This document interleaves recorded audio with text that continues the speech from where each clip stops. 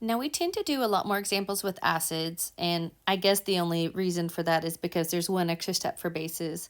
I'm not sure why we do so many acids and less base examples, but I want to go ahead and introduce a base example. Normally the bases you're going to be dealing with are going to have these nitrogens in them, but just so that you've seen it, this A minus is a way to represent a base. It means anion only, it means it doesn't have an H to give. You can see there's no H's in it. But it's the same thing as like saying ammonia or something like that. It's basically got lone pairs out the wazoo. So what we're doing right here is that this is going to be giving an H in that direction. So it's going to be making HA, and then what's left over, because it gave it over as an H plus, so when you have an H plus and you have an A minus together, they make HA, because those charges neutralize. That's why this one doesn't have a charge on this side. When you do it with neutral nitrogen compounds, they are going to end up with like a charge. Your nitrogen will have a plus charge. It's just kind of hard to say. Some bases will start off with charges and some won't. So if they start off with a charge, they'll become neutral. If they start off neutral, they become positive when they get the H plus. And then this is OH minus right here.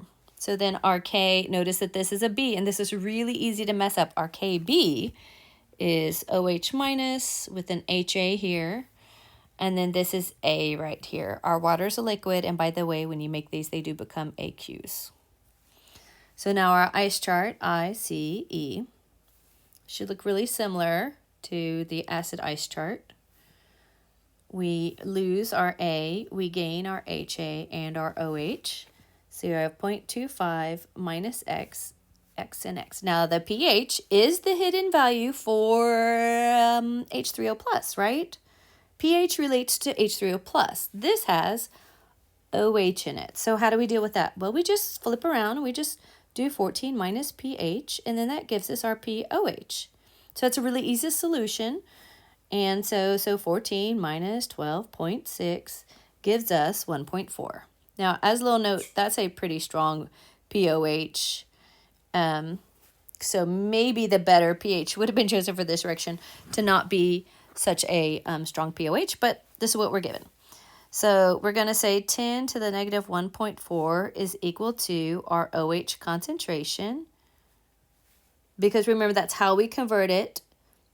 POH, 10 to the negative POH is equal to the OH concentration.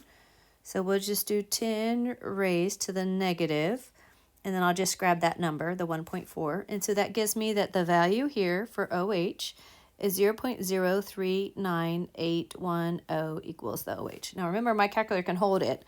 If you've got a calculator that can do it, that's great. But this is my OH, but also because this is H, it's X, it's that one, and it's also this X. So I can plug this all in, and I can say this is X times X, but remember that's the same thing as saying X squared. That'll be less typing for you. And then this is going to be 0.25, and I'm going to actually plug in my X instead of calling it X squared. 39810. Again, my calculator has that number, so I'm going to not overstress about it.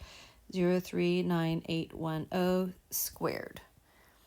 So I just take that number squared divided by parentheses 0.25 minus, and then I grab the number. Make sure you're grabbing the right number, that number. So then that tells me that my KB is 7.5 times 10 to the negative 3.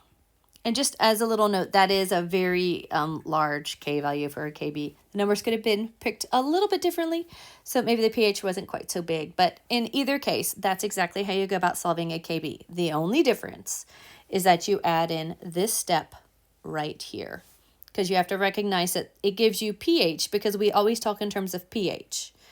But you got to turn it into POH if that's what you're making in your reaction. And with a base, that's what you're making, an OH group.